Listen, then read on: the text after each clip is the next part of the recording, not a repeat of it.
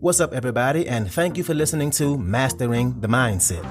My name is Dariusdotch, and I'm an actor, hip-hop artist, and fitness and life coach. And I'm here to personally help you train and improve your mindset so that you can, 1, become the best version of yourself mentally, and 2, gain focus and motivation to be able to take action and achieve the success in life that you want and deserve. Before we get started, please like and subscribe to my channel, and at the end of this episode, if you liked it, please share it with a friend or loved one or someone who would benefit from hearing this message. I'm so glad you're here, and I'm ready to go on this journey with you, and that journey begins now. All right, and welcome back to another episode. Before we get started, I first want to say that this is a 2-part episode, and we're talking about ego and the fact that you have an ego. And most of you probably would disagree with that, especially if you're a person who has had a lot of ups and downs lately, right? We're talking about how your ego can actually be a big reason for those ups and downs and how to work on it. So this episode is the second part. The first episode, we talked about some of the obvious ways we have egos. Some are more obvious than others, but still obvious. Today, let's talk about some of the not so obvious ways you have an ego, as well as what to do next, which is the most important part. So I would suggest that you go listen to the first episode first. It's a good warm up to this episode. And if you already heard the first one, then let's dive into this thing. So let's talk about those less obvious ones. Number 1. Seeking outside approval. Seeking outside approval is an important one to realize. And not only seeking outside approval, but seeking it for reward. The addiction of other people's approval is an ego thing on your part. You can't love yourself without being yourself. You can't be yourself if you don't believe in yourself. You can't love yourself without being yourself, and you can't be yourself if you don't believe in yourself. By you seeking the approval of other people all the time, it means you're lacking in personal belief. And this is definitely one that I've been the victim of. It can be easy to feel like you need someone else to tell you that you did a good job before you actually feel like you did a good job. And social media plays a big role in this. That damn like button. That like button is literally ruining people for getting too many likes or getting too few likes. I have to constantly work on that myself, that just because I don't get the amount of likes that I want, it doesn't mean that I'm not doing good or that I'm not worthy, right? I really used to let that get me down, right? And it still does at times, but I've gradually gotten better. But that's number 1. The second one, being afraid to be alone. People who are afraid to be alone or can't be alone, they have an ego issue. They can't be with themselves, with their own company.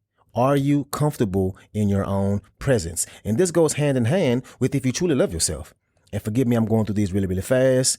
I want to get them out for number 1. And 2, respect your time to make sure I can finish this conversation in just 2 episodes. Number 3. 3 is only hanging out with folks who agree with you. You only hang out with the people who believe exactly what you do and what you believe in politics, in religion, in education style. The truly confident person is comfortable and willing to associate with folks who have different opinions and folks who express them differently than what they do.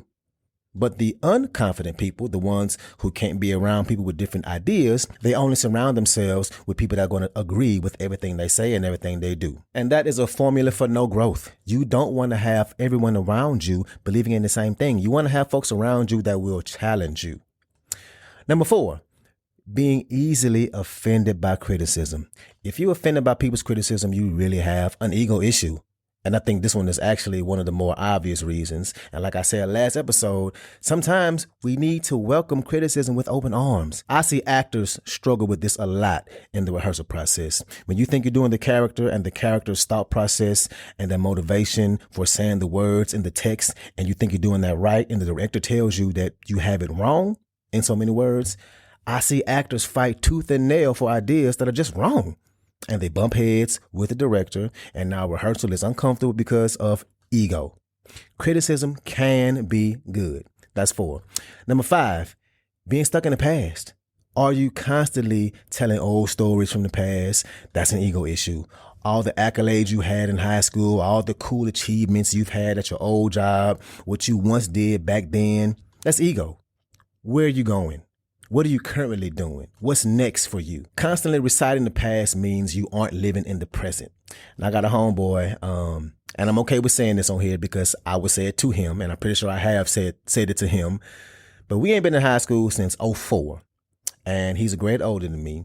But for the longest time, every time I saw him, he would bring up this time in football practice when he got a good hit on me. And I'll admit, he did. He blew me up. And everybody was like, ooh, right? It was one of those good hits. But for the longest time, he would always bring it up like, hey, remember that time in practice when I hit you, when I lit you up? Yes. Yeah, dog, I do. I remember, right? Now, that was his ego. Now, I love my boy, but that was ego. And it's all love, it's all fun. Okay. And the last one is constantly apologizing. Now, this definitely is not an obvious one, but somebody who's always apologizing about something. And let me be clear. I'm not talking about those people who just apologize all day for the simple things. Like that person who you bumped into by accident and they tell you that they're sorry, or that person who's sorry for dropping a pencil when they hand it to you, right? We know those people, not talking about them. I'm talking about the ones that do the same thing to you or somebody else, and instead of fixing it and making sure it doesn't happen again, they take the easy route and just say, I'm sorry, and apologize. They apologize without doing any of the work. That's ego. And unfortunately, I have been guilty of this. My communication, especially through text, mainly through text, sometimes I am really bad at responding. I'll leave people's texts on read and not respond for days. And I'm sure some of you listening to me right now know this from experience. And my ego, I would apologize every time. Every time I would admit that that's on me, right? I'm sorry. But did I do the work to change it? And before, I didn't. I'm working on it now, and I've gotten a lot better at it. My homeboy, he tells me all the time that, hey, man, you got way better than what you used to be. But still, I know I'm not there yet, and I'm working on it. And actually, I lied. I got one more, and this last one is the biggest one, and it is worrying what everyone thinks about you. If you're constantly worried about what folks think about you, you have an ego that is out of control. And I know that sounds crazy. You would think that because you do care what people think about you, it means you don't have an ego. It's the exact opposite. People with no ego love themselves so much that they know who they are down to their core, and other people's opinions just don't matter. They don't need the approval of other people. All they need is God or whatever beliefs they may have, their family, and themselves. And that's it. Not other people's opinions. So these are all the different issues with ego and things and ways how our ego impacts our lives. And some of these things are real obvious, a lot of them not so much. But let's wrap up and talk about you for a second. Wouldn't the ultimate version of you not brag, not boast, not tell stories about the past, not worry about what other people think about you? Somebody that can take criticism well, all the things we discussed over these 2 episodes, the ultimate version of you would have none of those egos. I believe the way we remove ego is we love ourselves, we believe in ourselves, and that we know ourselves. And moving forward, I want to challenge you to start giving yourself some grace and giving yourself a little more credit. And when you see these things start to show up in who you are, recognize that these are ego issues. Check yourself when it happens, because these things can lead to a setback. What happens is we start to think, especially when things are going well, that we have so much figured out. We think that we're on the right track and we're killing it, and we stop working on ourselves, or we stop reading the books. We stop working out as hard. We feel like we deserve a break. We let that momentum we built up get to our heads, and we start to coast. And when we do that, the negative effect doesn't show up right away. It shows up weeks, months later. It shows up down the road. And that's the problem. Think about whatever slump you may be in right now, whatever setback you're experiencing. I bet more than likely you can look back at a few months, maybe even a little bit longer, and see how you started the downward spiral. And usually it starts when you're feeling good and you think you're in a good place, and you slowly start to slip, and you don't even realize it's happening. Failure or the setback is delayed. Same thing in business. If a business stops doing what made them successful, the company won't fail right away. But over time, it's going to get worse and worse and worse, and they'll realize that they are in trouble. They're going to realize something has to happen, something has to change. Same thing with you. The negative result always trails the negative behavior. The negative results always trail the negative behavior. And I definitely see this in myself. I can look back at all the times when I had to pull myself up, to pull myself out of a setback. It's because I got comfortable. I stopped doing the things required to win. And if you listen to the first part of this 2-part episode, I opened up by saying that I want you to do great things. I believe in you, and I know you can turn things around for yourself. And I mean that. And for you to turn things around, you have to understand that you have to do the things now. You have to start to work now. And just like those negative results come later, so will the positive results. And the positive results will take longer, unfortunately, but they will come. Most of the people I follow online, like entrepreneurs and life coaches, they all say it takes about 6 to 12 months to see the positive results from your hard work. And that's longer for the negative results. The negative results tend to only take 1 to 4 months. Remember that. The positive results from all the things you're doing, they won't show up for 6 to 12 months, but the negative results show up in 1 to 4 months. So remember, when you start working towards something and you don't see progress right away, keep going.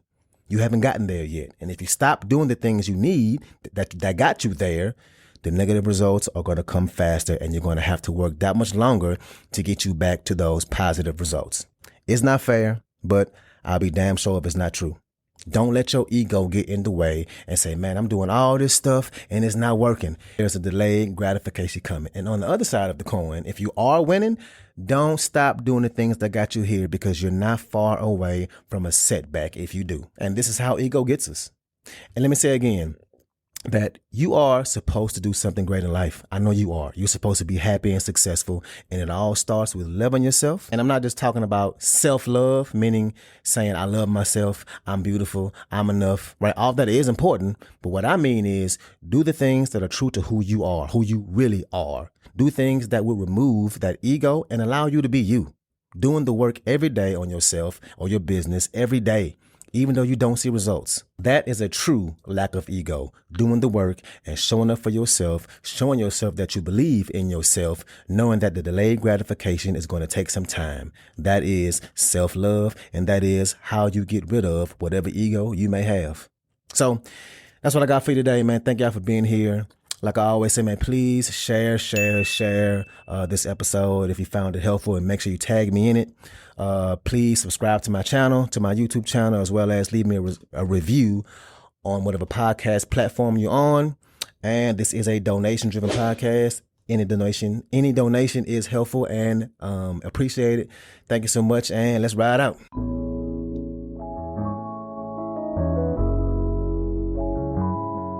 Yeah. You see, people will forget what you said. People will forget what you did. People will never forget how you made them feel. Rest in peace, Maya Angelou. She always kept it real. See, I want to make you feel it deep down in your soul like a home-cooked meal. I'm talking soul food. I'm talking high quality like Whole Foods. I'm talking you don't need no mood ring for you to see I changed my whole mood because I had to.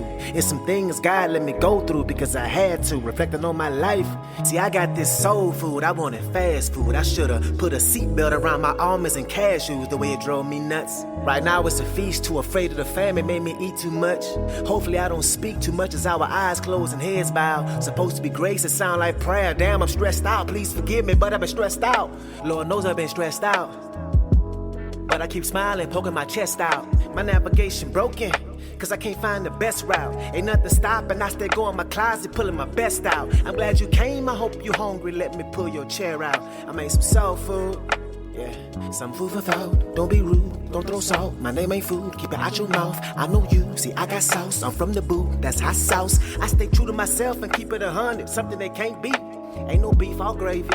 Don't forget it's take 3. I stir the pot like jambalaya, and that's word to my auntie. Cause I've been feeling hungry, now I'm feeling hangry. I'm feeling like I'm the tightest. Some of y'all got the itis, like you eating barbecue chicken, macaroni with a side of baked beans. Yeah, they sleepy on me, chip on my shoulder, eating good, so I keep it on me. I made my own lane, did my own thing by myself, and ain't even lonely. Like, what up? I had to pull some bread out to buy some greens, I'm fresh out. Cause I need a blunt as long as a dreadlock. I feel like I'm a psychic. I know I'm making your head nod. I know I really need to stay focused, just let go and let God. Christmas came, I pull out the bourbon. This ain't for no eggnog, that ain't for no soul food.